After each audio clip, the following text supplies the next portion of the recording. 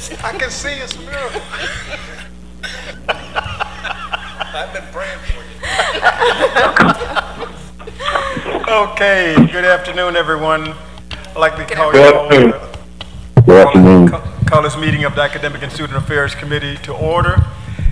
First thing we'll begin with Ms. Singleton calling the roll. Valerie? Trustee Carter? Present. Trustee Woody? Here. Present. Trustee Dortch? Here. Trustee Grable? Present. Trustee Jackson? Present. Trustee Lawrence?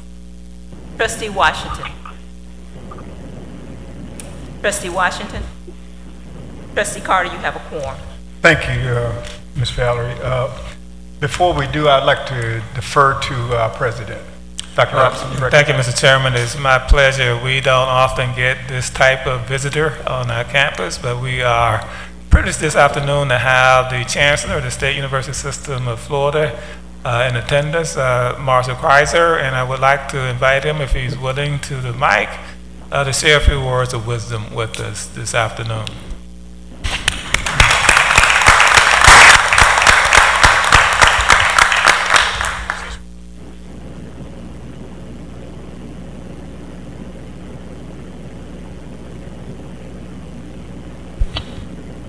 Mr. Chairman, Mr. President, members of the board, thank you. It's actually a lot more fun back there. Kind of a nice experience. Now, I do appreciate this. In addition, I also have the pleasure of serving on the Joint Administrative Council for the College of Engineering, which I know is one of the items on your agenda today, and I don't mean to intrude in that, but I thought, one, wanted to be here and hear the conversation, and then two, if there are questions you have, I make myself available to you, but no, Mr. Chairman, I do not have a PowerPoint presentation and don't plan to bring one. But if you don't mind, then I'll just stay where I am. I will remain silent unless I'm called on. So, thank you. Glad to have you here. Thank you, President Robinson. Thank you, Chancellor Kreiser. Great to have you with us again. Sir. Always a pleasure to have you in the building. At this point in time, members, we'll move on with our committee proceedings. You've all received a copy of the minutes from March 7th, 2018 meeting. You had a chance to look them over. Are there any corrections or revisions? Move approval. Say again? I move approval. Okay. Second. Second, Mr. Chairman. Jackson moved, and who second? Woody. Okay. Moved and properly second that we approve the minutes. Are there any unreadiness questions? All those in favor, let it be known by the sign of aye. Aye. Aye. All those opposed, like sign. Aye. Thank you very kindly. Now the fun really begins. We go into our action items. First action item is the approval of tenure. Recognize Provost Wright. Thank you, Chair. Trustee Carter, good afternoon, trustees, Dr. Robinson. Applications for tenure were reviewed by the departments, the colleges and schools, University Tenure and Promotion Committee, myself, and President Robinson. The applicants were evaluated based on their professional experiences, teaching effectiveness, university service, public service, and demonstrated contribution to their teaching, discipline, technical, and performance competencies, records of publication and research, certifications, and exceptional scholarly or creative activities.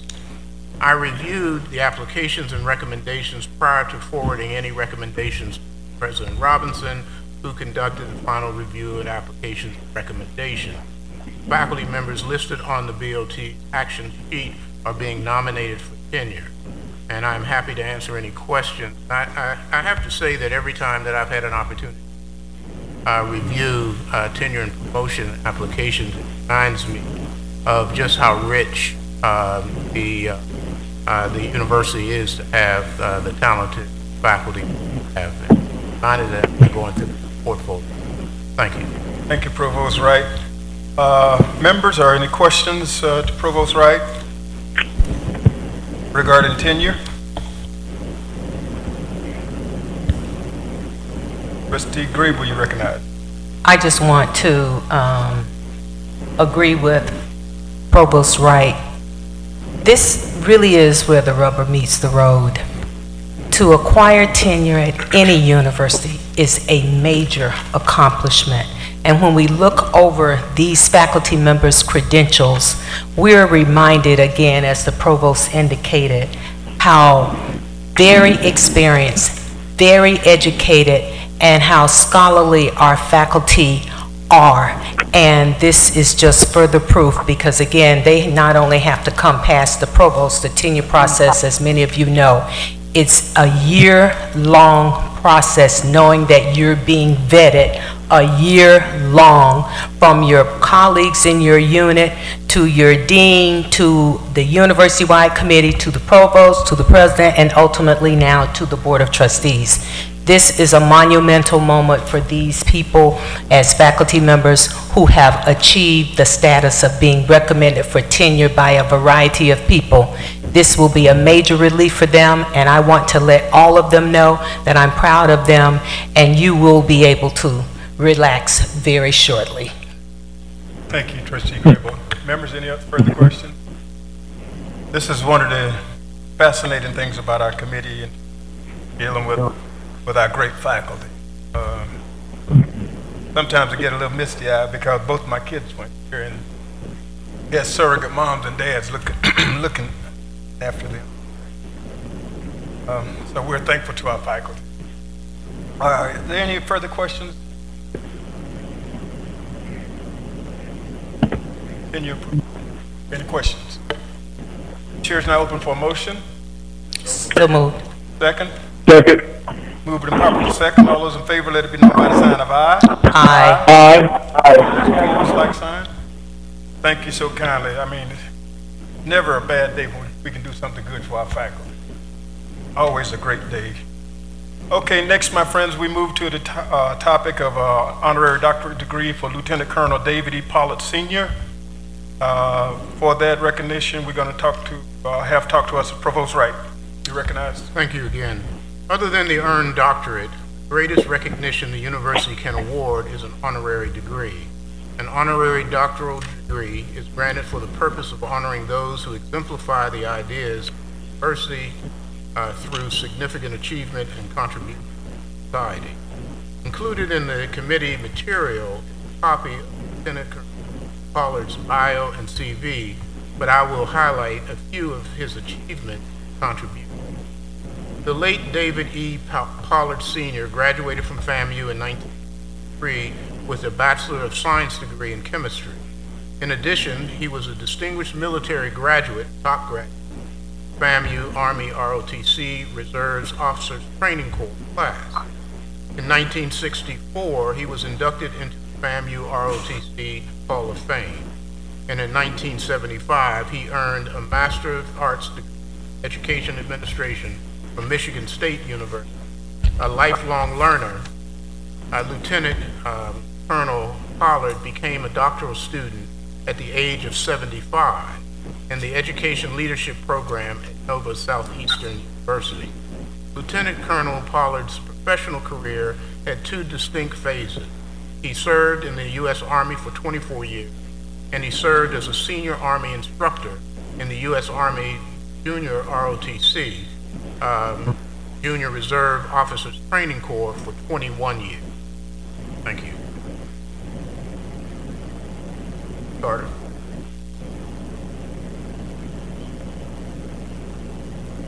Thank you very kindly, Mr. Provost. There were some technical difficulties working on. I was juggling some invisible balls in the air, and one of them, that's always the case. Members, are there any further questions regarding the honorary doctoral degree posthumously for Lieutenant Colonel David E. Pollard? Hearing none, the chair. Chairman, move approval. Moved and second. All those in favor, let it be known by the sign of aye. Aye. Aye. Aye. All those opposed, like sign. Thank you. Also, next topic is an honorary doctorate degree for Dr. Sheila McClure. Provost Wright, you're recognized, sir. Thank you. Included in the committee's materials a copy of Dr. McClure's bio and CV, but again, I will highlight a few of her achievements and contributions. Dr. Sheila A. McClure is a Senior Associate Dean, Research Development, Morehouse School of Medicine, where she directs and facilitates collaborative research and knowledge transfer activities locally, regionally, and internationally. She is an award-winning distinguished scientist who has made a national impact in cell biology cancer research. Dr. McClure's expertise, grantsmanship, has helped guide and direct FAMU's research faculty to secure prominent research grants, P20, R25, SC1, SC2, and others. The College of Pharmacy and Pharmaceutical Sciences is honored to have a working relationship with Dr. McClure because she has mentored and developed the College of Pharmacy and Pharmaceutical Sciences dynamic research faculty for the past 25 years. Thank you. Are there any questions for Trustee Wright regarding the honorary doctorate of Dr. Sheila McClure? Hearing none, the chair is now open for a motion. So moved. Second? Not there. Second. Thank you. All those in favor, let it be known by the sign of aye. Aye. Aye. Aye. All those opposed, like sign. Thank you. Now, strap in, ladies and gentlemen, as we keep rolling here. We have an exciting opportunity to come before you now, and this is a revised degree proposal for a Master of Science in Systems Engineering, strengthening our STEMS program. Provost Wright, you recognized. Dr. Murray Gibson, Dean of the College of Engineering, will make the presentation regarding the revision to the engineering proposal, which the board had previously. Thank you. Good afternoon. You approved unanimously this proposal at the last meeting, and it is very exciting, and I spent some time there talking about it.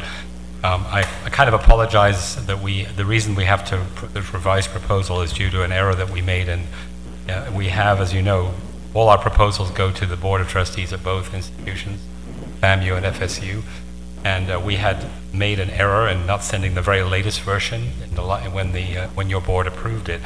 So what I have here is the final correct version, and it has a small number of changes which I'll go over. I don't think any of them are of significant concern, but we need to alert you to those and make sure that you're okay with them.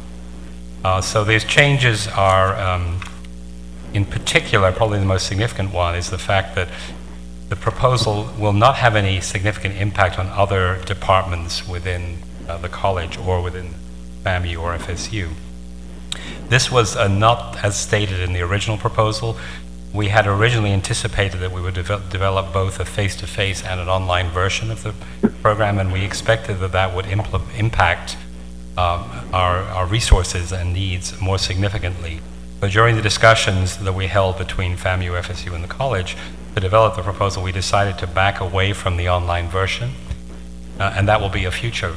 We'll develop that within the next few years, as a result of which we don't anticipate any significant impacts on other parts of our program. And so the proposal you have in front of you identifies that there are no negative impacts. The previous one had incorrectly stated that would be this effect. That's the primary difference in the proposal. There are a number of other small things. For example, we had in the original proposal that you approved identified the use of an auxiliary distance learning fee, but that will not be necessary since we won't yet develop the online program. There was a question from the staff of the Board of Governors who review all of the degree programs for greater clarity concerning delivery of the program between the main campus of the FAMU FSU College of Engineering and the FSU Panama City campus, which provided us with some resources. And we want to clarify that the entire degree program will be available to graduate students at FAMU and FSU. And the way we will do that is by offering live classroom instruction with synchronized delivery to all the sites in the beginning with the remote access. In the future, we will develop on-the-ground programming here at the campus as well, but that will provide access immediately to students from FAMU. There was a change in the number of required faculty hires. In the original proposal, it said 6. Actually, we only require 5, a slightly smaller number. And finally, there was a very technical change in the allocation of graduate teaching assistantship funding from one column OPS to another assistance fellowships budget table. So in my opinion, these changes were not significant, and they had been agreed upon by both university staff and the college before we presented the proposal. It was simply our mistake not to have used the very final version by mistake. Presented to the board, and we need your revised version. Okay, thank you. Well, just basically a housekeeping matter, members. Are there any questions for Dean Gibson? If not, may I have a motion to approve the revised Master of Science degree in Systems Engineering? Thank you. So moved. Second. All those in favor, let it be known by the sign of aye. Aye. Aye. Aye. All those opposed, like sign. Thank you very kindly. Thank you, Dean. Thank you, Provost Wright. Next, we have a request for a new degree program, Bachelor of Science in Biomedical Engineering, something I'm really excited about. Dr. Gibson, you still recognize me to present the agenda item, please? Yes, thank you very much, Trustee Carter, and we are delighted to be presenting this proposal today. I think it is very exciting. So we're proposing a Bachelor of Science degree in Biomedical Engineering that will begin in the fall of 2018. So biomedical engineering is the application of engineering principles to medical science for the development and creation of equipment, devices, computer systems, and software to be used in healthcare. It can cover everything from innovative therapies to wearable sensors and prosthetics. We believe the program will enhance the mission of FAMU to increase degree offerings in areas of strategic interest, to improve student success, and to enhance the economic development within the state of Florida. Biomedical engineering is amongst the fastest growing engineering programs nationally, approaching 10% per year over the last 5 years and exceeding all other major engineering programs. Only one of the nation's top 20 schools does not have a biomedical engineering program, that's Princeton University. So it's clearly a trend that is accelerating. If I may put an anecdote in here, I had a conversation with the Dean of Engineering at Harvard University, and Harvard made major investments only a decade ago in engineering, creating for the first time a College of Engineering at Harvard.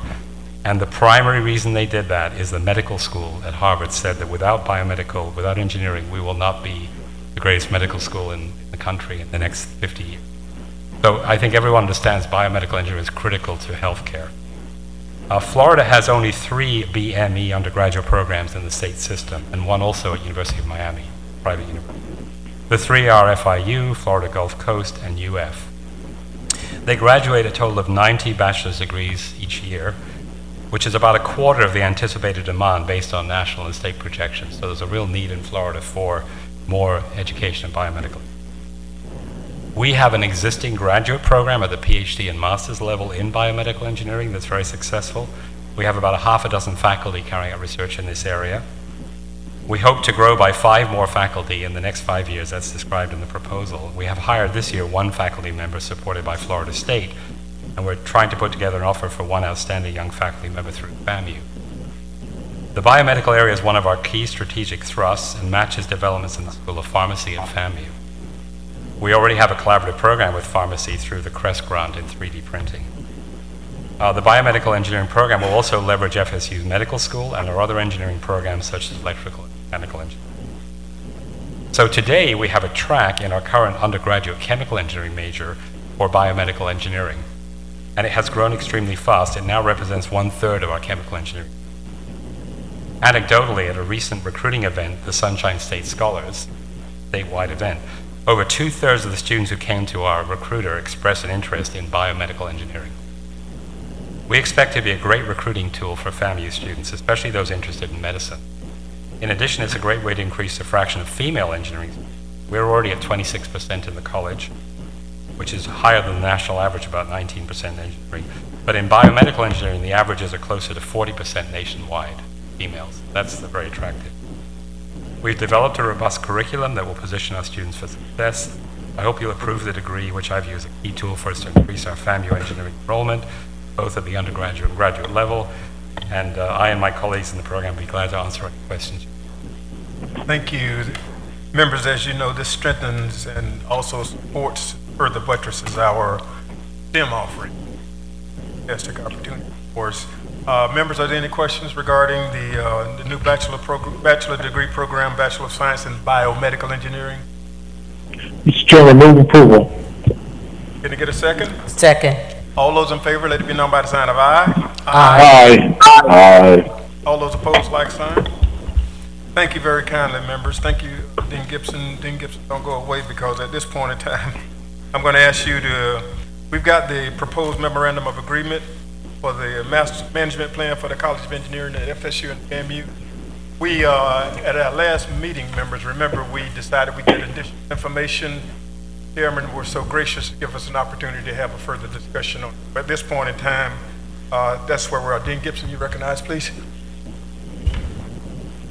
Thank you. Yes, I'm here to answer any questions you have about this. I think last time I was asked to provide a summary of the difference between this memorandum of agreement and the previous agreement from 2005, and I had provided that. I think it's sitting up there. If you want me to go, should I be happy to, or just answer Can questions? you just speed through it? Just speed through it for me. Sure. The current agreement, the new agreement, adds the Vice President for Research and ex officio student representative of the Management Council. I believe that some of those VPs were in the older agreement because of the change with the Board of Trustees. They were not in the 2005 agreement. The Chancellor of the State University, Marshall Chrysler, serves now as the presiding officer of the Joint Management. Quarterly meetings and semi-annual reports to the board are now required to the management. The dean reports to both universities before, but is now a faculty member at FAMU. That's explicit. It wasn't the implicit faculty association in the past, although I believe it was typically Florida State University. And the dean is appointed by the FAMU president in consultation with the ECU.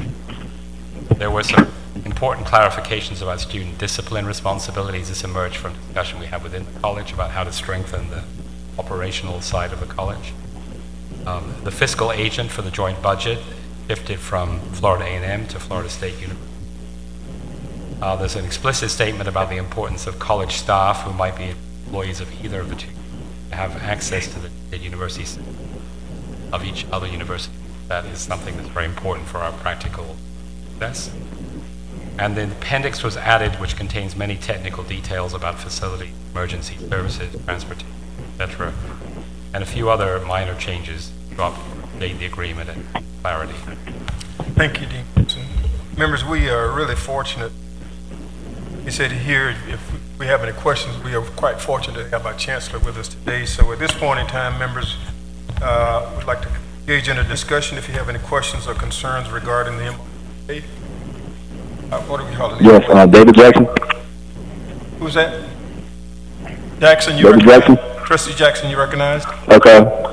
I was reading through the proposal, and I feel strongly that the student representatives appointed by the respective SUA presidents should actually serve as voting members of the Management Council instead of ex officio non-voting members.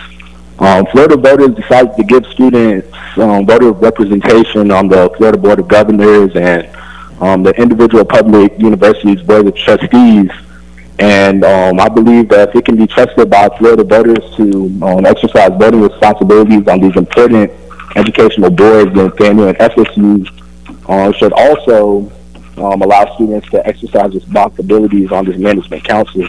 So with that being said, I move that the second paragraph in Article 2 of the draft memorandum of agreement on the management plan of the College of Engineering be amended to read: two student representatives appointed by the respective Student Government Association presidents shall be voting members of the Management Council. The dean of the joint college shall be ex officio non-voting members of the Management Council. I'm sorry, Trustee Jackson. Your sound, it's not you personally, just the sound coming in, it was kind of garbled.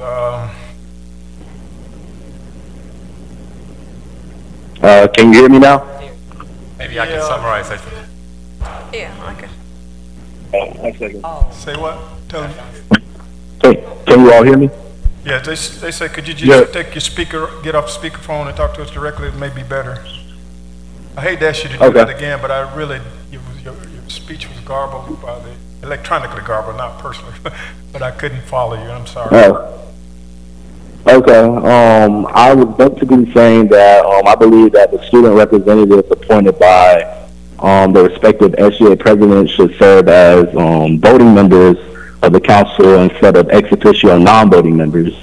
So I made a motion. I moved that the second paragraph in Article 2 of the draft memorandum of agreement on the management plan of the College of Engineering be amended to read, 2 student representatives appointed by the respective student government association president shall be voting members of the management council. The dean of the joint college shall be an ex officio non-voting member of the management council. Can you email that language in to staff so we can read it? Yes. I'm sorry. Yes, I can. Where would you all like me to email that to? Email it to Linda Barge Miles. Okay. And members, in all fairness to you members, what we'll do is once we get it, we'll have copies made so we can look at it and then we'll come back to it. So Okay. Trustee Jackson, Thank we'll you. come back to you a little bit later once we get that. So are there any, Trustee, our chairman? Yep, thank you, Mr. Chair. So I'm not on the committee, but I just want to just kind of state a couple of things. One, we did delay the discussion on this to give all the board members an opportunity to speak with Provost Wright and or Dean Murray Gibson to make sure they had an understanding of exactly what was going on. So at this juncture, you know, what we're doing here is giving, I guess, one last round, and any recommendations, I believe, need to be in the form of a motion. If that motion is approved and seconded by the committee, then it will come back to the body tomorrow for full vote, and then those are the recommendations that we give to the president to make for the joint council meeting. So this is really the document that will manage the construct of the organization. So the fundamental agreements have all been reached already, but this is our opportunity, if we see an opportunity as such, to make additional adjustments to the existing agreements. I just want to level set everybody there. And again, if you believe that there is an issue that you feel strong enough about, needs to be made in the form of a motion, then the committee will decide if that motion is sufficient enough to move forward. Thank you. Trustee Perry. I take it, I'm not a part of the committee, but I take it that there was a discussion, a thoughtful discussion about this, and I take it that they took in consideration whether student members would be voting and non-voting rationale for that. It may be helpful, your committee deciding whether to take up this motion, if there was some type of discussion, to have that input, if it was. I guess what we'll need to do, Chancellor Chrysler. If I could offer, that language actually, I believe, survives from an original document which was titled Commitment to Guiding Principles and Plan of Action, FAMU FSU Joint College of Engineering. That was a document that was presented to the Board of Governors by the two institutions, and I won't go through all the history for that, but I don't know that that has been specifically discussed or identified as a concern or issue by the two universities. The other parts of this agreement, I think, probably more rightfully are described as having been worked on between the universities, but I suspect that that is in some ways, I'll use the term, an artifact of that original commitment. And I'll add, and I think if that's something that this board, I'll add to the process, if that's something that this board considers, I'd be happy to try to reach out to FSU, see if there's any other reasons why that ought to be differently. I don't believe that there's been any discussion really addressing whether the students should be voting or non-voting since that time. Thank you. Thank you. Mr. Chair, based upon that, I think this was something that been part of previous agreements. Thank you. Members, further question? Trustee Grable, you recognize. Then my question, in light of what Chairman Lawson said, Trustee Jackson, if I may ask him a question. You recognize. This is Trustee Grable. Did you discuss this when you were giving the opportunity to ask questions? Because I think it would be something significant and something that matters to you as the student trustee representative, or as the student trustee and the representative of students here at Florida A&M. When you received that call from the provost, I do believe, I recall getting mine, and I'm sure everybody else got theirs, and you were asked whether or not there was something you wanted to discuss. Was this shared with Provost Wright at that time? Yes, he did. He did mention that. Okay. Yes, I did discuss it with Provost Wright. Okay. Thank you. Thank you. I Dr. just Dr. wanted- Robinson? I do have a copy of the amendment, suggested amendment, to read at the time. You just got text to me by Ms. Barsma. At the point you want to hear it, I have it. Consideration. Can we get a copy printed? I know. Copies. I want to make sure. I couldn't tell what it was saying, voting or non-voting. So let's get the language printed out, please, so we can. Mr. Chair, Yes, ma'am. I'd like to comment. Vice Chair, you recognize. thank you. Provost Wright, I know that there were other comments. You know, you reached out to me as well as the other members, and I had a question specific to the clarification tied to the LBR request. So have those been bubbled up, or what's happened to the questions that we pose No, we tied to this? anticipated that, I think your question is related to the LBR would be something that you put forward. Oh, okay. So then I appreciate that, because otherwise I thought that you all were compiling that. My question, and You recognize. it's in section E, budget and finance, so it talks about who has budget authority, and we understand in this document that it's FSU, so not a question on that. But specific to the legislative budget request, you all know that we go through the process of submitting our LBRs each year. Wanted to figure out that since we're talking about more basic day-to-day operational pieces, would we not want to clarify specifically that if it's going to be FSU, if it's going to be both institutions that submit this as a priority, or what is the intent? And I only talk about this because I think about living beyond this board, that if we're taking the steps now to clarify, would it not behoove us to also include that language? Provost Wright, respond to Vice Chair. Yeah, I think because with both institutions putting forth initiatives here, the issue then could it be explicit in the document to have both institutions include the LBR as one of their, prepare their LBR. Am I correct? That's correct. I mean, since we're going to the length of balancing a element, not just reaching our attention, I think the budget piece is a bigger item, and that if it is held at a joint priority level, that why not also state that both institutions will move forward with submitting that as an LBR. And that was one of the things we had added, not implicit. Trustee Moore has it, LBR being a joint opportunity, both institutions wouldn't be developed in relation, collaborative. So, okay, the language, Trustee Moore, does that satisfy you with the language that they've made adjustments that based upon your discussion with? No, it's not there. It's the same as when we talked previously. It's not, it's unchanged. Joint. So,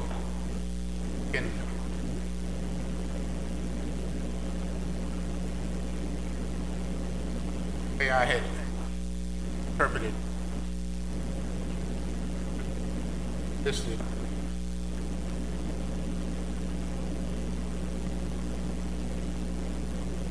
Well, it talks about a joint development, but it does not talk about the submission of it as a priority item for each institution. I only asked if that was the direction that we were going in, or if we were specifically thinking that it's going to be one institution versus the other. With joint, I think that it makes it a joint priority of all, and one would think that it would be on the list.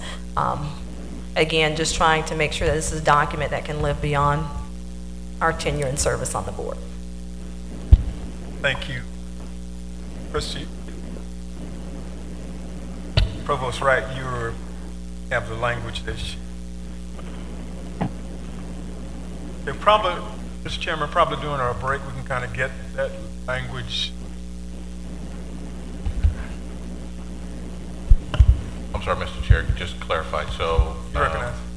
I just want to clarify. So Trustee Moore's recommendation take to determine if your committee again thought is a suitable motion to move forward, as well as once we get the language from Trustee Jackson, we would. Mr. President? I apologize, but Trustee Jackson, Ms. Barsmiles has texted each of you language proposed change by Trustee Jackson. Thank you. So Mr. Chair, I know I'm Yes, sir. butting in a little bit, but to move this along, if you could read the proposed motion and then determine if there's the appropriate level of interest, or second, then your committee would then vote on it, recommending it to the full board for consideration tomorrow. Okay, well, I'll do that. Mr. Chairman, do we, I guess we probably need to do the same for the language from our vice chair as well. So at this point in time, just for the record, members, put your listening ears on. I'll read the motion from Trustee Jackson. Quote, I move that the second paragraph in Article 2 of the draft memorandum of the agreement on the management plan of the College of Engineering be amended to read, quote, 2 student representatives appointed by the respective student government association presidents shall be voting members of the management council. The dean of the joint college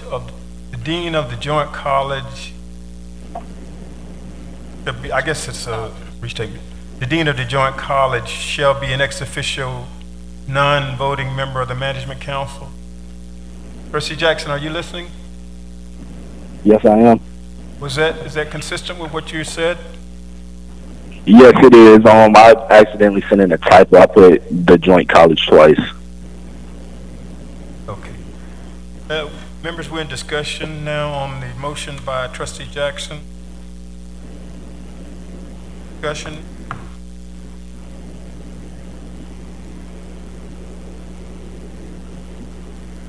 Motion. Well, I guess, hello, can everybody hear me? Yes. Hello, so I guess I'll open it up. I raised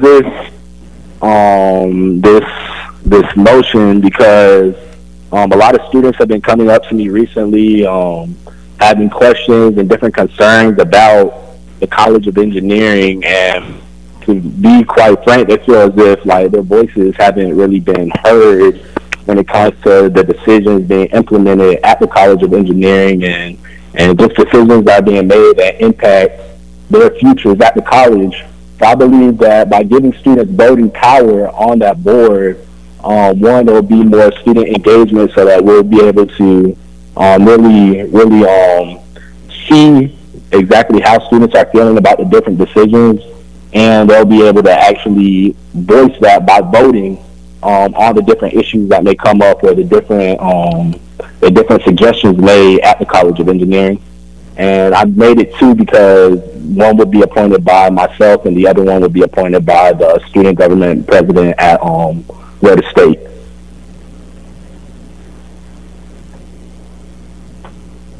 Mr. Chair, just point of Thank you. just point of order. You Just point recognize? of order. If there's not a second to the motion, we have to move. Yeah, move on. Who's there? Who was that just spoke? You- So I'm saying Okay. if there's not a second to the motion, then we have to move there to a the next second? motion. Okay, let us move on without we didn't have a second, so we'll move on. Trustee Moore's Okay. I'll put it in the form of, The motion failed. motion, sorry, for the record. Motion failed for lack of a Second. Trustee Lawrence? Maybe this is a too primitive, I don't thought. I think we've worked on this a significant period of time. I think we need to go ahead with it and get it done. motion failed for lack of a second. I have no problem subsequently, if possible, to have a full discussion about this. Certainly, my intent would never to be to exclude students from participating in a full process.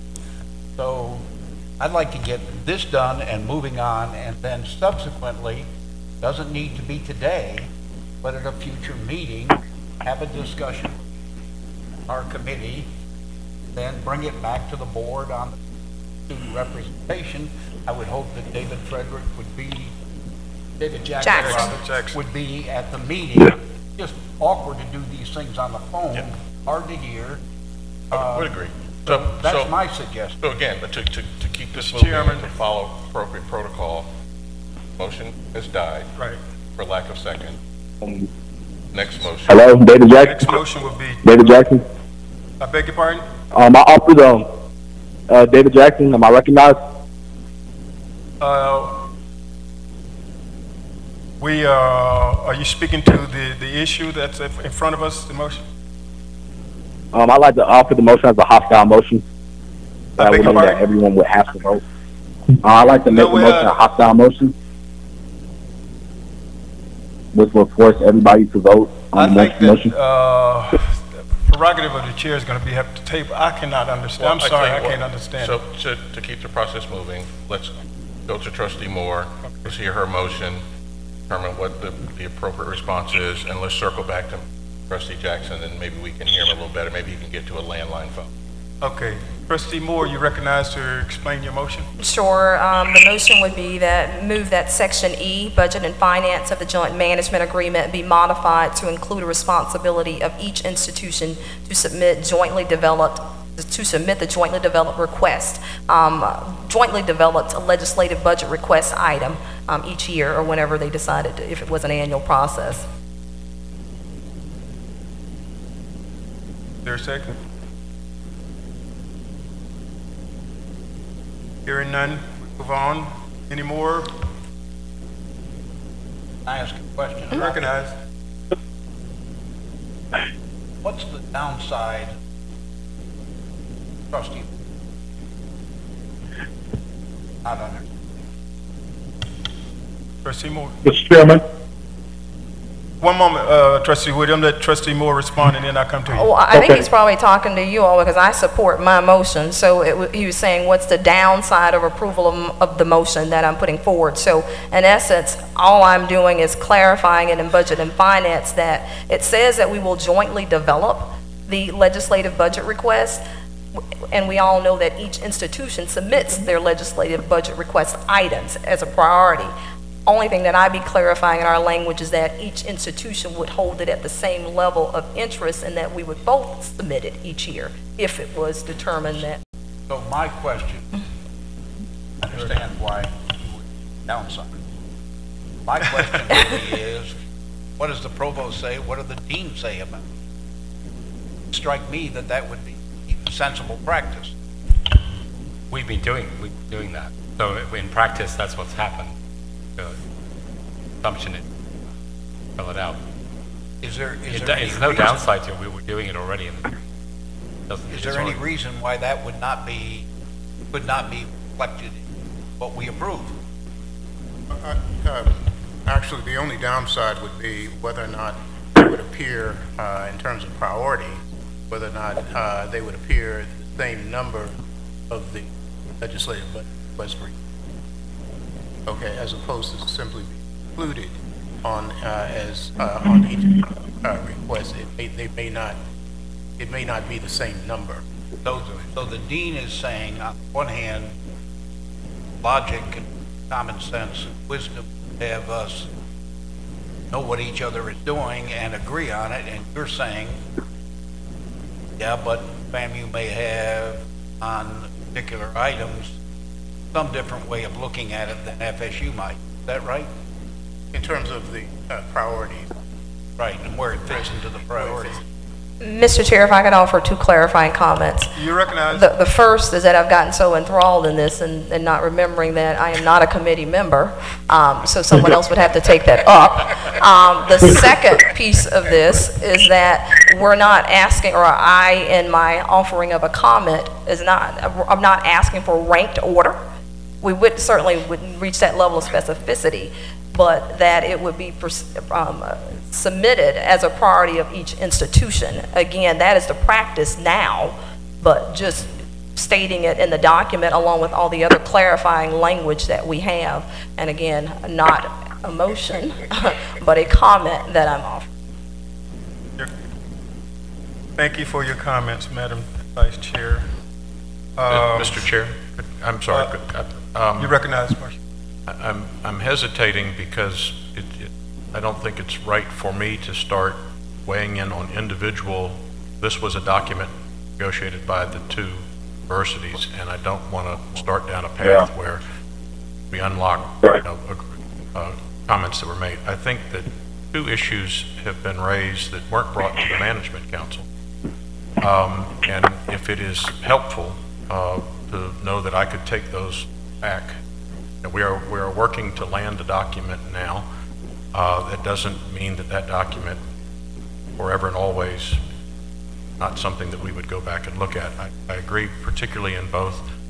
I am sensitive to the students' message in that, and also Vice Chair Moore understand frankly, I don't think we've ever had a problem with the universities understanding that we are looking for this to be a priority, not only of the universities, but the Board of Governors. If more clarity or more discussion at the Management Council level helps to get through that and let you all understand that we'll take those issues up, I would offer that. And let me stop with that and go back to answering questions. Thank you. Members, we've had, I don't want to tee off on anyone, but let me just say this. We had this teed up last time at the meeting, and I said that you guys need to go and read this stuff. Bring your comments back and all like that, but I think that where we are now, and it's just my own opinion, if I may offer that, I think that where we are now, both the universities' presidents have gone through it with the chancellor. There are some, seemingly to me, housekeeping matters that could probably come at a different time, not to diminish anyone's opinion or anything like that. But I think that where we are now in terms of timing, we can go ahead on. I mean, we've had this in our possession for about 4 months or so now. Move forward. Let us go and be deliberative. If anyone has anything they will really want to see change in that document, come back to our next meeting. We'll tee it up. Provost Wright and Dean Gibson and stuff, and we can take that and have it a working process, because someone may say, well, I wanted to think about this, but I didn't think about it at the time. But I do want to say, in a lovingly manner, that we had this 4 months. And not only did we have the document, but the provost and offered themselves to provide any information and feedback, input to it. I think that where we are now, Mr. Chairman, in the context of time, I read the document and nothing really gave me heartburn. I didn't see anything in it that would work to the disadvantage of FAMU, nor the disadvantage of Florida State. Recognize. Mr. Chairman, this is Trustee Woody. Do we need a motion to move forward? Are you offering a second to Dave's motion? He just made it. Yes, second. Been moved and properly seconded that we accept the agreement as presented to us, with the understanding that at any point in time, members could come with some comments and all like that, and I'll work with the chairman to tee up another meeting with whatever feedback and support that you may have, and that'll give us an opportunity to discuss it ourselves before we push it out there to Florida State or to the Joint Council. But whatever we do, Dr. Robinson has to sell this, so I don't want to hijack the brother in public. Let's kind of do that, and then we can give him whatever feedback that we may need. He can say, okay, I want to bring this back to us. So that's why I say let us move. Now, you've heard the motion, you've heard the second. All those in favor, let it be known by the sign of aye. Aye. Aye. All those opposed, like sign. Mr. Chairman. Trustee Graber, you recognize? Thank you. I just want it on the record. I did receive a call from a faculty member who is close to this issue, and I just wanted to state, after discussing this with Provost Wright, that this is an operational MOU, am I correct? And it's not cannot be expanded beyond operational issues. Is that the understanding that we all have about this? Because there were some other issues that faculty members were interested in adding to this, but after discussing this with the provost, this is an operational MOU. Okay, just so that's stated for the record, and for faculty members who have asked questions regarding this and wanted to bring in other issues that related to remuneration. Okay. Thank you, Trustee Grable. And as I said, members, David Jackson. Who's that? David Jackson. Trustee Jackson. You recognize Trustee Jackson? Okay, members, while I did not earn your support today, I intend to pursue this matter. Students were previously recommended or represented on the council, and to effectively remove now appears with due respect to be a power grab. The students have a right to be heard in their education process. You sound like the Charlie Brown's mom. I really can't understand you. All right, hello? Can you get a landline, or maybe you can get a landline? I do not have a line. So we can hear you clearer, please. All right, that's what I'll try to do. Thank you. Okay, where are we now? Putting notes together. We're dealing now with Dr. Eddington on our accountability plan. Dr. Maurice Eddington, you are recognized, sir.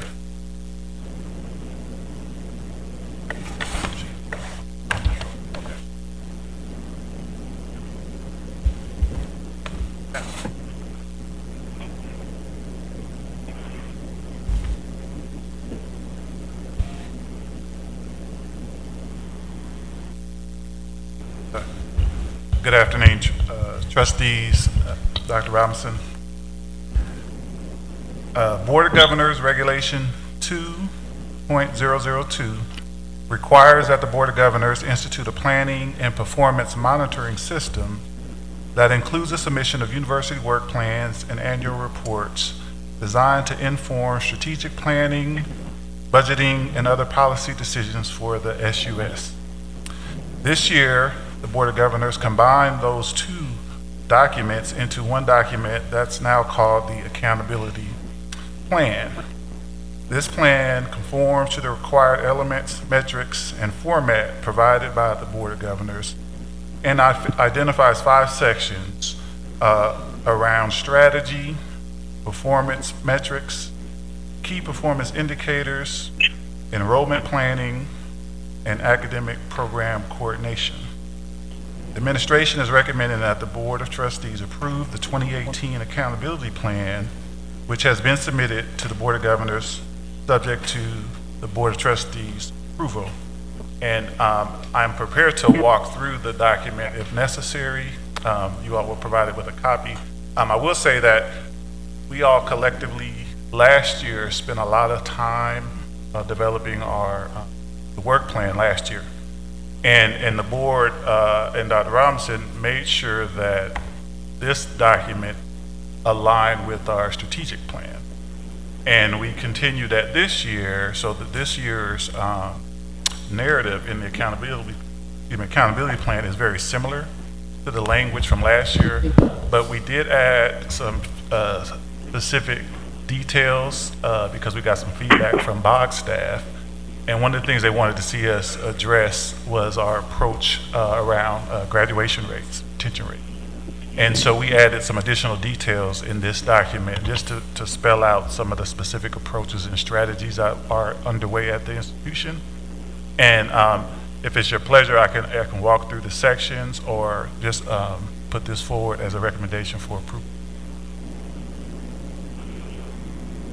Excellent. Thank you, Dr. Eddington. As thorough as possible, always. Members, we've done a good thing with this by combining it with what we need for the Board of Governors as well as what's required of us. Are there any further questions for Dr. Eddington regarding the accountability plan? Hearing none, the chair is now open for a motion for approval.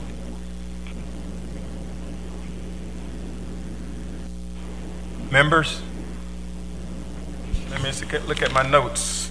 No Woody, Deutsch, Grable. Can we get a motion and a second? So moved. On the accountability plan? Second. Been moved Second.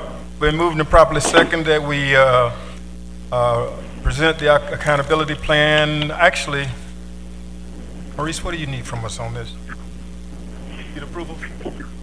So move approval. All those in favor, let it be known by the sign of aye. Aye. All those opposed, Aye. same sign. Thank you kindly. The last action item, my good friend Carl Goodman, who's going to show me how to improve my backhand. Dr. Goodman, you give us a 50,000-foot view, please. Good afternoon. Good evening, trustees, President Robinson. In response to the Florida Excellence of Higher Education Act of 2018, Florida A&M University, along with the other SUS institutions, were requested to propose a plan to improve their undergraduate four-year graduation rates. I have presented to you all a copy of our proposed plan. Our plan addresses 4 key components that were specified by the Board of Governors, which aligns with several of the goals and objectives in the university's strategic plan for improving graduation rates in a timely fashion, particularly within 4 years. Within those 4 components, there were initiatives related to our academics, policies stating how we were going to ensure that our students will be graduating in 4 years. Basically, when you look at the overall premise, to graduate in 4 years, basically a student must take 30 credit hours each academic year. And that can either be in the fashion of taking 15 credit hours for the fall and spring, or any combination of a 12-12 for the fall and spring and 6 credit hours during the summer. And so any combination of that within the 30 credit hours for each academic year over those 4 years, the students will be ensured to graduate within those 4 years. In addition to the policies that we set forth this plan, we also have some curricular activities as well. We know that for most of the co-curricular activities for any undergraduate program, these are activities that supplement or complement the curricular activities to ensure that students are graduating in 4 years. And then lastly, there are some financial incentives to ensure that our students are graduating in those 4 years. And just to briefly mention 1 or 2 of them, I know like Dr. Friday Strauss earlier came up and talked about Save Our Students funds that our alumni is presenting. And so students who actually are nearing their completion, we're actually looking to have the assistance from our alumni to provide funds. She also mentioned earlier about we have certain students who are not on scholarships, but for those students who actually are going through their curriculums and actually are attending the 30 credit hours or have like a 3.4 GPA or better, we're not on scholarships, possibly providing funding for those students as well. Then lastly, we want to also strengthen in the financial area, strengthen the financial literacy program aimed at to reduce our students' debt. And I would like to say that just briefly, over these last 4 years, we have our financial literacy program here on campus. And 4 years ago, when we were first initiated the financial literacy program, our default rate was about 18.9%. Through the financial literacy group that we do have, along with Dr. Friday Strauss, that particular group has decreased the default rate down to 13.9% last year. Currently this year, we're at a rate of about 12.6. So these are the initiatives that we're requesting as far as our improvement plan for our 4-year graduation rate. Thank you, Dr. Goodman. Members, any questions? Mr. Chairman, you recognize? So, Dr. Goodman, thank you. I think some of you may have read the HEB information on graduation rates, and one thing they talked about was intrusive advisement. You know, and depending upon how you look at it, fortunately or unfortunately, we're moving from a 6 to a 4-year grad rate. And I guess I'd like to hear a little bit more around what's our plan around intrusive environment and using data to monitor the students' progress in an effort to make sure that they stay on track, as well as the plan around academic advisement to make sure that, you know, as a young person is coming to campus, maybe first time in their family to come to college, we're giving them the right level of academic counseling so that they take the right sequence courses. You know, everybody can do the math. You got to take at least 15 credit hours per semester to graduate in 4 years. Some kids take 12, some kids take 18. So I guess kind of divided in those 3 buckets, I think we really need to think about what we're doing there. I mean, this is pretty much what we have in the work plan. I understand that, but if we're going to go from this 6, where we quite frankly weren't making the Board of Governors requirement at 6, Now we're dropping down to 4, which puts even more strain on our system. I feel like we need a more robust strategy of how we get the students in and out for years. And I think it needs to revolve around intrusive advisement, using the data to do a really good job of tracking the students, as well as helping them with their appropriate course load. And Trustee Perry shared something with me the other day where his friend was really excited about the progress the student had made on campus, but the student only had 12 hours. They're not going to graduate in 4 years. They get 12. So I'd like to hear a little bit more about that. Definitely. Well, again, that's a good question. One of the things, if you talk about the data as far as predictive analytics, I'm not sure if the board is aware. We look at our 6-year graduation rates. We were consistently at about 38, 39% as far as the 6-year graduation rate. 2 years ago, we went from 38 to 40%. Last year, we went to 47% as far as our 6-year graduation rate. And there's a very good possibility we may be at 50%. When you look at most minority institutions, historically, 6-year graduation rates is between 25 to 40%. Over these last 3 years, we've moved up about 12, possibly about 12 percentage points as far as 6-year graduation rates. And a lot of those things had to do with the fact within the last 2 years, a lot of the intrusive advisement that you just mentioned. And also, you look at, we just enacted this year our policy as far as our early alert system, which was the first time we enacted that. And so looking at our 4-year graduation rates, as you mentioned earlier, is definitely indicative in terms of what we have to do currently.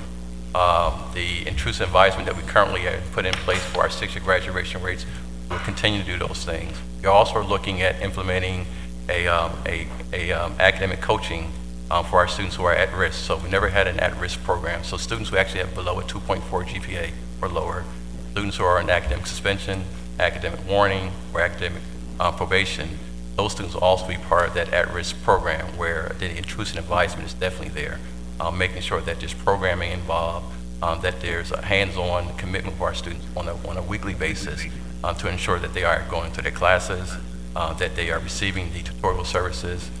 Just this past year, we actually implemented 24-hour tutorial services. We have from 8 o'clock in the morning to 6 p.m. at our regular learning centers. We have within the library from 7 o'clock to 10 p.m. Tutorial services going on for our students. And we just recently, again, over this past academic year, we provided an online tutorial service with tutor.com. And that goes on from 7 o'clock p.m. to 7 o'clock in the morning and all day on Friday, Saturday, and Sunday. So a lot of these things that were initiatives that we put into place for our 6-year graduation. These are things that are definitely most institutions, as far as best practice are concerned, are doing as far as improving their 4-year graduation. Then also the last thing is definitely what we're doing as well when you look at student affairs and President Robinson as far as trying to find some of the best top students around the country. And I think we have some of historically some of our resources, academic resources, support services to our students to improve those areas for our 4-year graduation. Mr. Chairman? Yeah, I think that's really good. So all I would ask is keep those things in front of us and keep coming, as well as the things that in Dr. Hudson's team. I think we're increasing the number of academic advisors. All of those touch points we know graduation. And the other thing, jump around a little bit. We talked about the dashboard, measurement, accountability. Maybe at another discussion, I'd like to understand how are we taking what we find as Dr. Robinson very clear, cascading those down. I know that I need to graduate 110 students, ladder up to provost's goal that ladders up to the president's goal. I want to make sure we're driving down that kind of micro level of accountability. Maybe Dr. Eddington, no, I don't want to bring you, but that type of linkage, I think we need to make sure that we have. Again, if I'm a dean or professor, Dr. Grable has a class of 40 students. How many of them have to graduate? That dean, if you've got 200, how many of them have to graduate? That ladders up to the provost's goal, that ladders back to the goal that the board has set for Dr. Robinson. So when we talk, I want to make sure we see that linkage between all of those things. And so when we look at the dashboard, we can follow it down to the classroom so that there's no ambiguity around the numbers that we need. Because, let's face it, 4 years is big objective. And it puts a lot of strain on faculty, a lot of stress on the students. I know I'm dealing with one. So I just want to make sure that we, you know, we're really, my wife is, but that we're really and truly, you know, looking at how do we most effectively help these young folks get through in 4. And selfishly for us, if they don't graduate in 4, we miss out on funding. So it's a two kind of a push-pull process. And Mr. Chairman, just to piggyback on your earlier comments, is that it's going to take 15 hours a semester. It's probably going to take one summer, at least one summer, in order to. Trustee Grable. Thank you, Mr. Chairman. This is a comment for Trustee Jackson. I found, and since we've come up with the university system has come up with the work plans, these are documents that are available online for anyone to look at, and I make it a point to introduce my students to that work plan in every class, just as a way of breaking the ice and starting my courses. Most of them are literally shocked, I will tell you, in my classes when they see these numbers. And when you realize it's 28, or what did we start with, 6 year, you said? 30%. And they say, 30% out of 100%? Yes.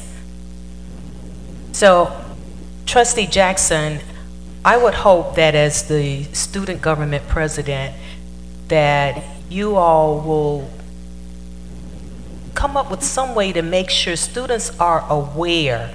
And I think it goes back to something Interim Vice President Friday Stroud said. Make it a challenge, looking at the other schools and seeing what their numbers are. Our students are very competitive when they realize a lot is at stake.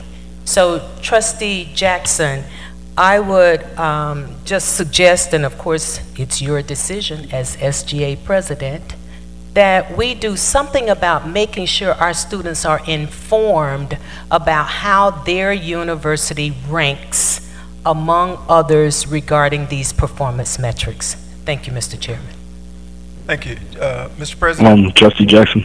Had a technical. One second, Trustee Jackson. We'll listen to President Robinson, then we'll come get you next, all right? Well, that's what I was about to say. I just got a text that he was on the landline and is available to speak, hopefully more clearly, so he can participate in the meeting now.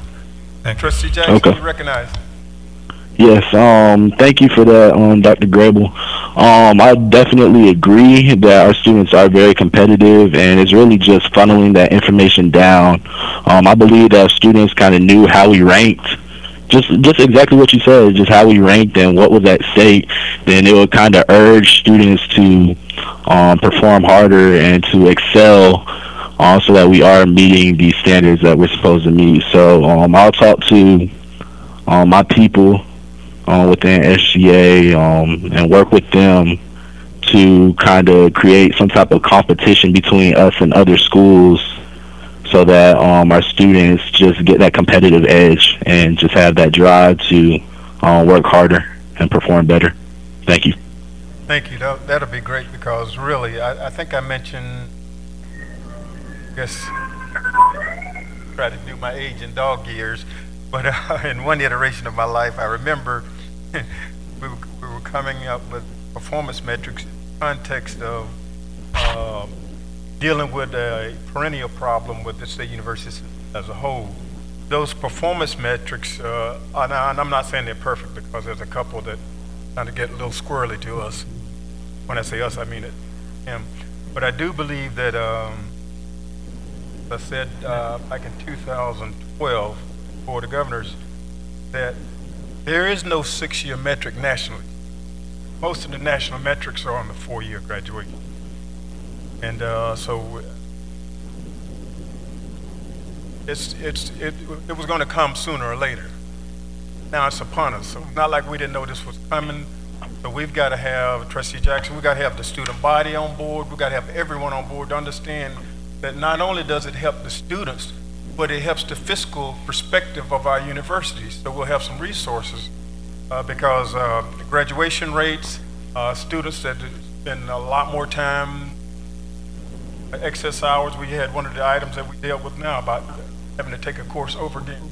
So what we've got to do is we've got to take, I think we're getting there, but I think that we need to make sure that we have a 31st century, I'm skipping over, we need to have a 31st century model for Florida A&M University, because I don't want to wax theologically on you, but the Apostle Paul said we know how to abase and abound.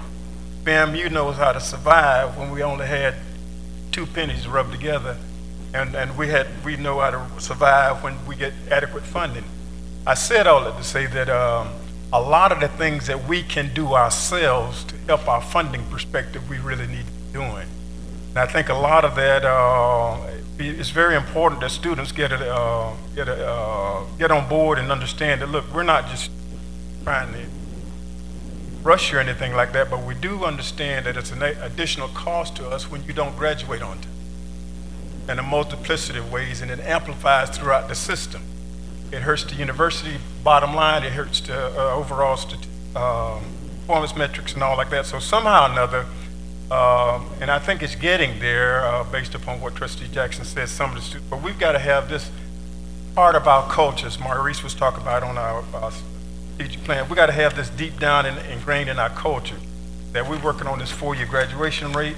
We're not satisfied with where we are now. We've got some stretch goals in there to improve on that. But fundamentally, we need to understand is that the national model, the national metric for graduation for undergraduate, 4 years. You got to make sure that everyone understands that. That's why we're encouraging students to, like the chairman said, you may have to take 15 hours a semester. You may even have to take a summer semester, get out on time. But that's not, I mean, as an undergraduate, I went to school year round. My dad was really sick, and my mom passed before I finished high school, but my dad was really, really sick. So when I got out of the Army, I went to school year round. Got me a part-time job working in the mall. So I know it can be done. That was back in 1492 before they had computers. So I know with the age that students have now, they can get it done. Mr. Chairman. Thank you, Mr. Chair. So it looks like we're really about to at the end of your committee. Yes. Let me make this one, ask for this one last motion and we'll roll. You heard from Dr. Goodman. Any further questions from him on our graduation rate improvement plan, the 4-year graduation rate? We should all be on one accord on that. Hearing none, chair is open for a motion for approval. So moved, Mr. Chairman. Second. Moved and second. All those in favor of the 4-year graduation rate improvement plan? Aye. Aye. All those opposed, like sign. What we're going to do, Mr. Chairman, because of time, what we're going to do right now, we're going to probably just have Provost Wright, Vice President Hudson, and Brian to kind of give us a 30,000-foot view. Well, thank you. Trustee Wright, you recognize. I've been elevated. Thank you. Non-voting, no doubt. I just wanted thinking about the future. Yes. I just wanted to indicate that the on-campus interviews for the dean's positions for the College of Education, School of Journalism, College of Pharmacy and Pharmaceutical Sciences, the College of Science and Technology, and the Superintendent DRS, the on-campus interviews have been completed. We have great expectations to try and complete searches during the month of June, and so you will definitely be hearing about that. Also, according to the Florida statute 1007.25, every student initially entering a Florida college system, institution, or state university in 2018, 2019, and thereafter must demonstrate competencies in civic literature. The Board of Governors established Regulation 8.006, which is a broad guideline for institutions to comply with the legislation. So beginning in the fall of 2018, FAMU will require every first-time in-college student to demonstrate competency in civic literacy, okay, and that starts in the fall. Good. Also, as another information item, the next information item is industrial hemp research project, which VP Moore will try and will come forward and provide an update on the pilot program for information. Just for the record, our provost said he doesn't want to be a trustee. He can't stand the pay cut.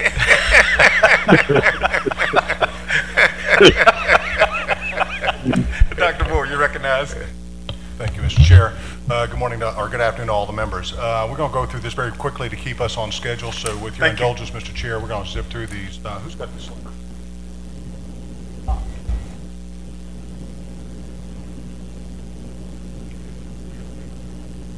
Basically, what we're doing here is just giving the board an overview and informational presentation on the recent activities occurring in the state as it relates to industrial hemp. Make sure we're clear on this. We're not talking about medical cannabis. We're not talking about medicinal effects. We're not talking about things that are on the street. We're talking about things that you actually wear in clothing and use for tinctures on your skin and other things like that. I know Judge Perry's disappointed. He was looking for samples today, but we don't have those. So primarily what I call the board to look at is Rule 5B 57013. Those are the rules that were established by the Commissioner of Agriculture earlier this year, and because of our activities with the preparation for SACs, this has naturally kind of been pushed back to this point. So this is an informational presentation, Mr. Chair, and later on this summer, we hope early, either late this month or early next month, we'll ask your committee and the full board to give us approval once you look at the. All right. You received an earlier communication from Barbara Cohen-Pippin regarding the activities going on. Again, this is industrial hemp. With the exception of, I think, 4 states in the nation, this is fully consistent with federal and state statute. There is no harm, no danger here for us in regards to liability exposure. As you see here, the date that this all took effect was on April the 12th of this year, so we're right on time, about 4 weeks later than we wanted to be, but we're here now to have this discussion with the board about how we want to handle this. Again, we're talking about industrial hemp, not marijuana. I'll go through the differences in this. Industrial hemp has a less than 0.3% of the THC, which is the actual psychoactive agent. The actual material that most people are interested in from an oil standpoint is CBD, cannabidiol, which has a number of listed health effects that have been studied over the years, as well as the ability to process this product for fiber, for concrete, and other things. I'll go into that in just a few moments. But again, I'll make sure I touch on this for the board's awareness. Again, from a DNA standpoint, these plants are very similar. There are distinct 99% plus homologous DNA for both, but it's basically the genetic manipulation over time that allows us to select either the stuff we smoke or the stuff we wear. One of the things we're looking at with regard to hemp is that we have to be sure how we grow it. The state has some very clear goals in mind. Number one, to make sure this doesn't become like kudzu and ends up everywhere on every roadway, and we don't know how it got there. So we have some very stringent rules how we do that. We'll talk about our plan, how we do that, and what we're looking for from the board and the committee to give some thought and rumination on how the best way that you can advise this university to control the stampede we think is going to come at us, how we canalize our potential partners in the marketplace so we can take advantage of that. Historically, I'm not going to read to this august glitterati group here today, but basically this dates back several hundred years, several thousand years of mankind. Is the exploitation of this material is actually used at one time for actual vendor and was used throughout the world for basically for the strong fibrous plant that it is.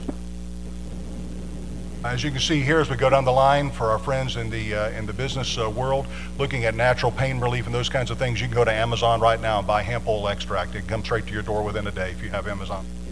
So there's lots of interest in this burgeoning business, and that's why the state authorized us through the governor's legislation 2 years ago and through the modification through the commissioner's office to try to make sure we could do this and do it right. The only 2 schools that are authorized to do any work in cannabis are Florida A&M and the University of Florida because of our land grant status. Okay, as such, why would we be interested in this? What is the enterprise that helps us? It really cuts across all of our primary academic and, if you will, business lines. And so it's something that we think that our students in the future, this will be a business market sector that they should be able to be educated in, exposed to professionally, and then be able to gain loft in their career projection looking forward. We also believe that if we structure this properly with the board's guidance, we can actually engage in long-term equity positions in some of our partners' products as they move forward to the marketplace, which, as we all know, as state resources become constrained, gives us an opportunity we might be able to generate long-term liquidity positions for the university to draw upon. So, what's FAMU's role and what we need from this board to consider? We have to obtain your approval. That is absolutely clear in the rule, and so therefore we have not done anything to this point other than field questions, execute non-disclosure agreements, and take into consideration what these individual potential partners are offering. We're not allowed to move forward without your consent. So nothing has happened, nothing will happen until we have that approval. Secondarily, we are required to develop a research plan and proposal. And we have to talk about that, and that's one of the things I want to throw out to this board. Given your busy schedules, the amount of reading you all have to do, what is the best way for us to make sure we keep you informed and apprised? If you so wish, we could come in with every research proposal and sit down at every board meeting and go through each one of those in detail. I don't think that's really what is in the best interest of this board's time management.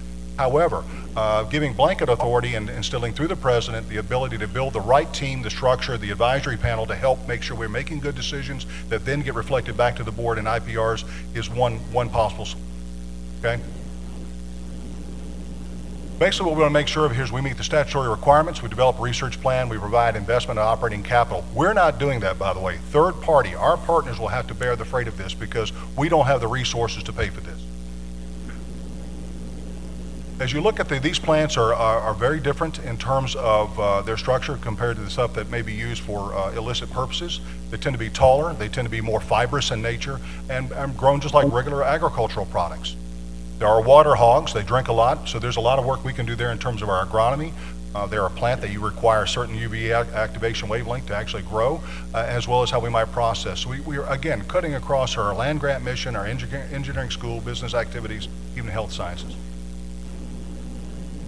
As I indicated in bullet number 1, I would respectfully suggest the board consider not doing a project-by-project basis. I think it's too laborious. I think it'll draw down, and it'll be very much a disincentive to our potential partners to play with us. I would recommend that we consider building you a plan regarding an overarching programmatic structure for your review and consideration. We test that out for the time being, with the president being the point person on that through his designation and authorization of authorities, and we look at how we actually build this process to launch. We would like to have this approval by the July timeframe so that we can actually engage our partners. They're already lining up at the doors, and I'm sure members of this board have probably been approached. We also have to go through a project partner qualification readiness. Just because Trustee Carter wants to be in this business doesn't mean he's ready to be in this. And we have to make sure that, I understand, sir, hey, everybody's got to make a living, right? But the idea is we want to make sure we have a clear delineation of go, no go as we look at our partners, because we don't want to have a problem where Dewey, Cheatham, and Howell comes in and Trustee Reed goes, why in the world, Dr. Moore, did you let these guys at the table and now we've got our reputation besmirched? We have to go through a clear process of how we select our partners and friends, okay? We have designated initial project location being Quincy versus the Brooksville facility. Why is that? Proximity to our quality faculty and staff and resources to overwatch, at least initially. Remember, the way the rule is built, these are 5-acre test plots for 2 years. We have a report due back to the legislature and to the Commissioner of Agriculture at the conclusion of this study. What happened to the runoff? What happened to the residue? What security measures did we find or not find were necessary? And on and on and on, in order to scale this program up to a full industrial capability for the state. And by the way, the University of Florida is already doing the same thing.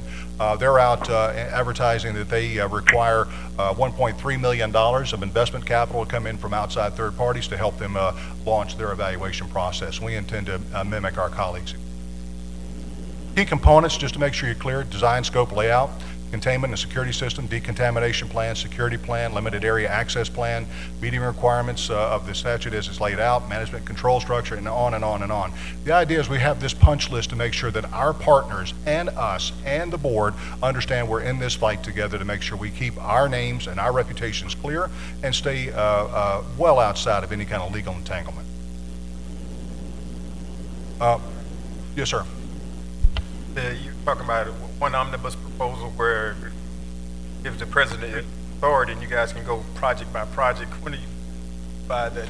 We will provide that information to you within the next 30 days, sir, is my goal. Again, pursuant to our discussions today and the President's feeling of comfort and sanguineness with this, we can put together the strategy to bring back to the board, give you the ability to do the up or down vote or modifications as you so decide, and then it will allow the President to empower either this panel or a similar kind of panel to his liking to actually begin to field these opportunities. Then we have a checklist that you, the board, can hold us to account to. Did you follow these procedures? Yes or no? Are the procedures sound and valid? Well, yes, or we have some suggestions. Those kinds of things, sir. That's what we're looking at. We'll Dr. Robertson, we'll be looking for how you want to go from. Go ahead. Yeah, thank you. Mr. Chairman, this is just... You broke it, sir. This information, okay, thank you. Okay. Good.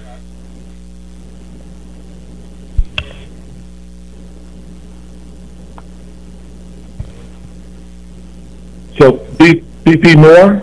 Sir. Trustee Woody, so what are we voting on today? There's no vote today, sir. This is an informational presentation to apprise the board that this is coming. And I'm laying out, I know you probably can't see on the telephone, but the intent here is to lay out a notional timeline that will help guide the board to understand that we're moving with appreciable speed to target to make sure that we move forward in June with this informational presentation. Then we begin to structure and frame out our approach, bring that back to the board for approval in early July is our hope. And then begin the actual process of appointing the board and then taking in the opportunities from these outside partners and interested participants so we can begin to actually meaningfully evaluate those. And then doing a launch sometime, we think August or September timeframe to actually get our first planning in the ground and begin this process. Does that answer your question, sir? Thank you, sir. Thank you. Thank you. Thank you, Dr. Moore. Members, this was just an information item. You can see it's fairly comprehensive and laid out. And before we have to do anything, they'll have to have a proposal. Dr. Robertson, they'll have to sign up before it gets to us. It's just an information. We appreciate that. Want to kind of... Good job. Thank you. Thank you, Provost Wright. Now I want to move to Brian. Where's Brian? Brian on our hazing program, hazing prevention initiatives, and Dr. Hudson, you'll be batting cleanup. And Dr. Carter, don't worry, sir. We will get you a license so you can actually sell this in your vending cart on the street. Don't worry. I'm just Dr. Hudson. Good afternoon, Mr. Chairman and members of the board. Before we go through our presentation, I wanted to do an introduction of one of our partner groups. We often talk about how we recruit locally, and so we partner with the Tallahassee Future Leaders Academy. And so I wanted to bring Dr. Willie Williams forward. But this is our summer activity for our local high school students to get job experience and exposure to our universities locally. And we've had over 250 today touring the campus and doing some, Dan, you want to? So tell them a little about the program. Yes, to my president. Good afternoon to distinguished board members. Good afternoon. Good afternoon. Good afternoon. Hey, yes, I thank you for having us this afternoon to participate in this meeting. Tallahassee Future Leaders Academy is the city of Tallahassee and the summer youth employment program that Mayor Gillum about 4 years ago took and transitioned into a leadership academy. Felt that the youth needed something more than just an employment opportunity. So in transitioning, we took it from 6 weeks to 8 weeks to include 2 weeks of job readiness training and college campus exposure, which is what we're doing today. Yesterday, we were on the campus of Florida State, and today we're on the campus of the illustrious Florida A&M University. Tomorrow, we'll be at Tallahassee Community College and doing a tour with Flagler as well. We are very excited to have the opportunity to have these youth participate in this program. We have about 600 applications that come in for youth that are within the city of Tallahassee area, ages 15 to 19. They have the opportunity to view the colleges, to obtain job readiness certifications and professional certifications, and then they spend the next 6 weeks after the 2 employed with private businesses and departments within the city of Tallahassee, and what we just recently added is nonprofits as well. So it's pretty much a one-stop shop that the youth have the opportunity to participate in. Because of partnerships with universities such as Florida A&M University, we have been able to obtain 3 recognitions this year from the National League of Cities. We've also recently been acknowledged by the International City Managers Association for an award, and then recently as well, we'll be awarded this weekend by the U.S. Conference of Mayors for what this program is doing and the impact it's making with our youth. Because of the collaboration and partnerships we're able to maintain with different city entities, community organizations. So I definitely thank you for extending out to us and inviting us into your home here on the highest of 7 hills at Florida A&M University. Thank you. Sound like you've been here a time before. Yes, yes, sir. I am actually a 3-time graduate of Florida A&M, just recently receiving my doctorate. Yes. Yes, sir. How many students you got with you today? We have about 250 with us today. They were divided into 5 groups of 50 throughout the campus, so I'm hoping the rain didn't trap any of them anywhere else. But they just recently left the CAF, and many of them were excited about Chicken Wednesdays. So yeah, they've walked the hills, they've been fed well, and they've learned a lot. So definitely thank you for the invitation.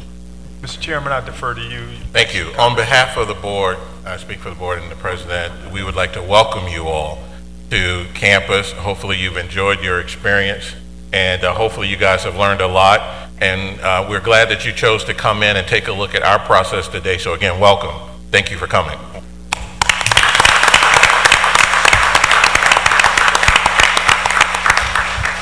We also look forward in a couple of summers for you guys to be wearing the orange and green, a lot of you. Love to have you participate at the greatest university in the cosmos. Dr. Hudson? Oh, it's Brian. Brian, you recognize. Rather brief today.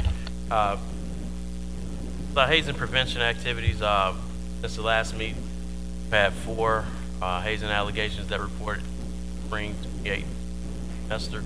It's also the first semester had all 9 of our PHC campus since I've been 2013 we did not. So we're also in the process of coordinating our student safety meetings, working with officers, coordinate and facilitate those, start those up toward summer, mainly in early fall semester. Have hazing prevention education.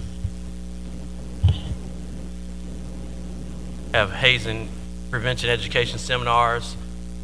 Those will be conducted with the summer, the new student orientation, and we're scheduling with the athletic teams as well as residence life staff, ROTC programs, music department ensembles, and most of those will begin as well in the fall.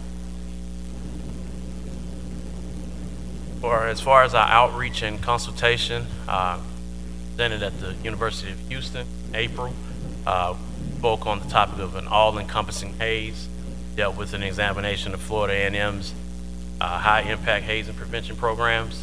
I also spoke at SUS hazing prevention, as well as our Director of Student Activities, Mr. William Clem. He spoke on transforming Greek life. That was presented to the entire SUS hazing prevention summit. I spoke on crisis management in the wake of a high-profile hazing. So the summer pretty much slows down, gearing up and preparing for all our fall presentations so we can continue this hazing prevention. Thank you, Brian. I appreciate it. We want to keep our pedal to the metal on that there in the summer. Dr. Hudson, you recognized.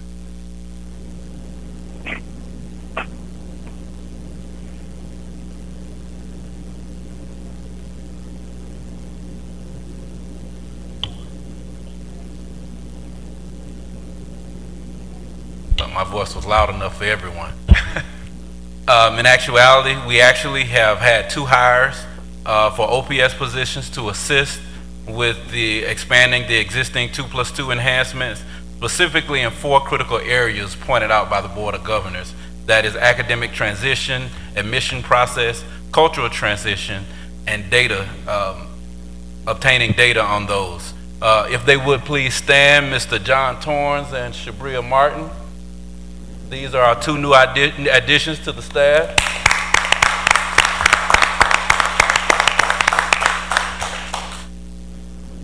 This current slide that you're looking at shows the partner institutions for the IGNITE program.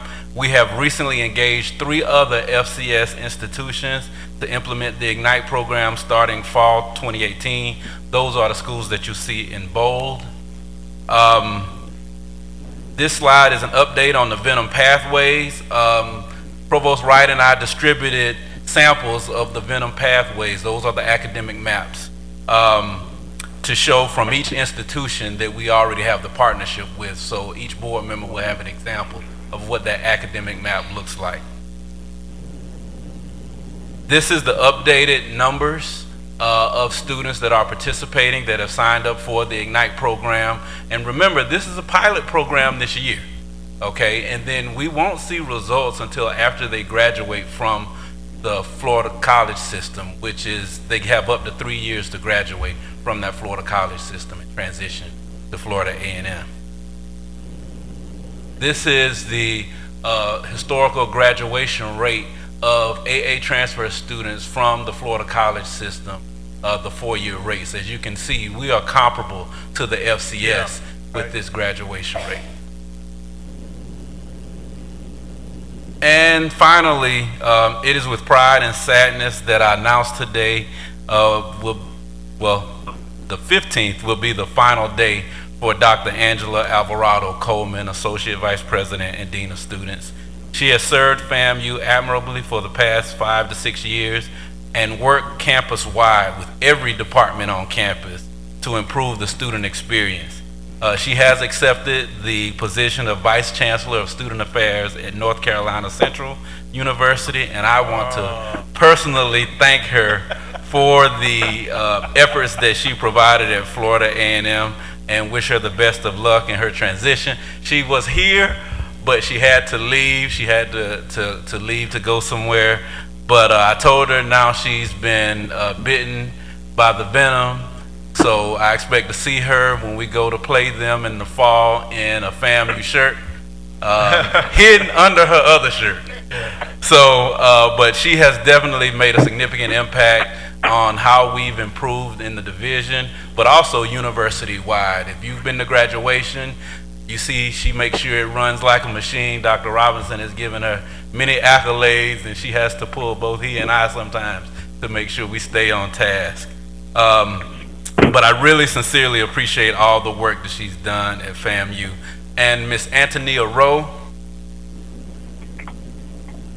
Ms. Rowe will assume the interim position of AVP and Dean of Students.